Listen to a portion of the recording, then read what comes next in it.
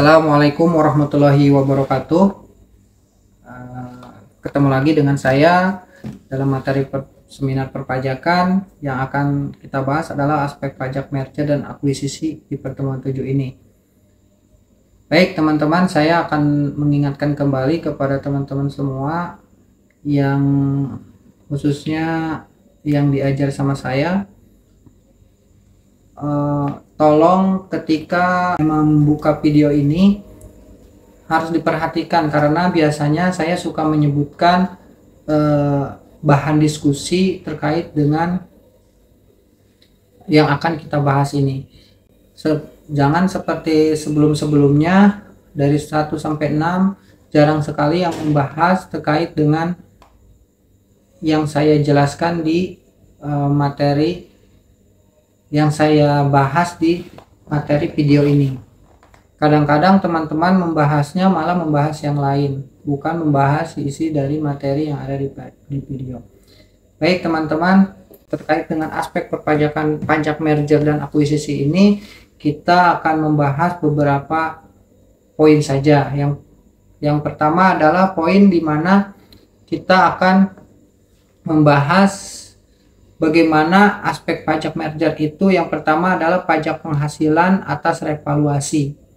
Pajak penghasilan atas revaluasi diatur dalam Undang-Undang Pajak Penghasilan PPh pasal 19.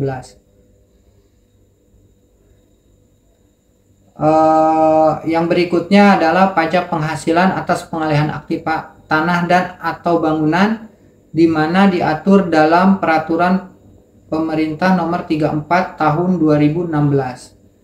Yang berikutnya adalah tidak dikenakannya PPN, yakni mereka mendapatkan insentif PPN, diatur dalam Undang-Undang PPN pasal 1A.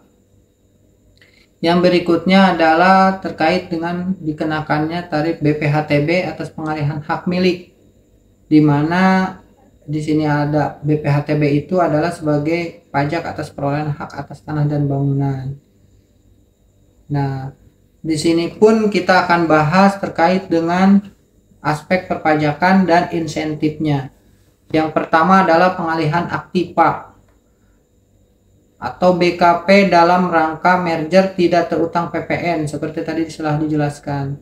Terkait dengan ini adalah ada di pasal 1A ayat 2 huruf D Undang-Undang PPN.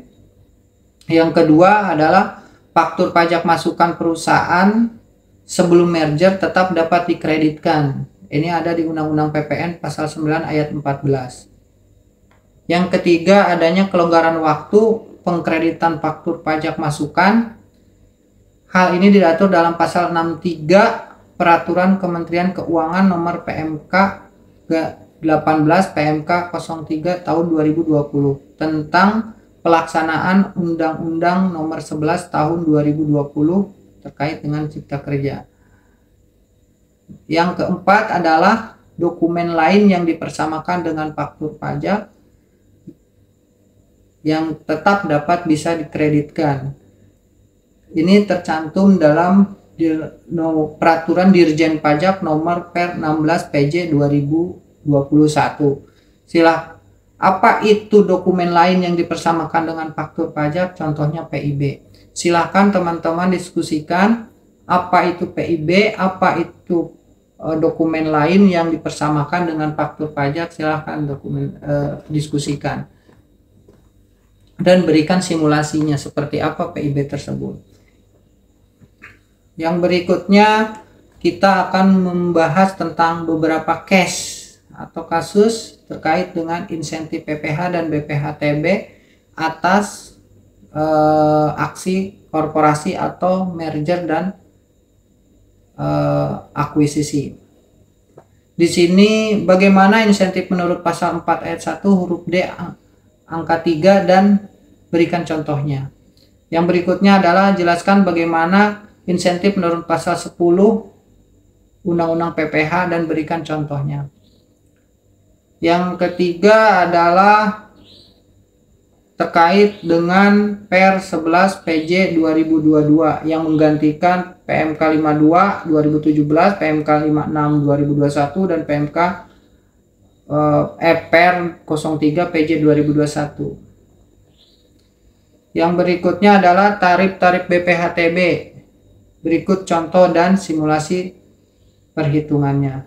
Ingat, terkait dengan nomor 3 itu adalah PMK 52 2017, PMK 56 2021 dan Per 03 PJ 2021 itu sudah digantikan oleh Per 11 PJ tahun 2022.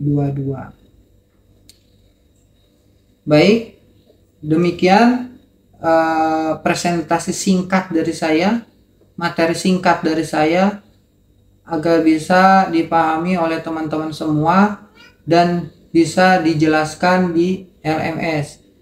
Silahkan, jangan lupa materi yang kita bahas itu adalah aspek pajak merger dan akuisisi yang kita bahas, bukan terlalu melebar ke sana kemari. Terima kasih. Wassalamualaikum warahmatullahi wabarakatuh. Bye.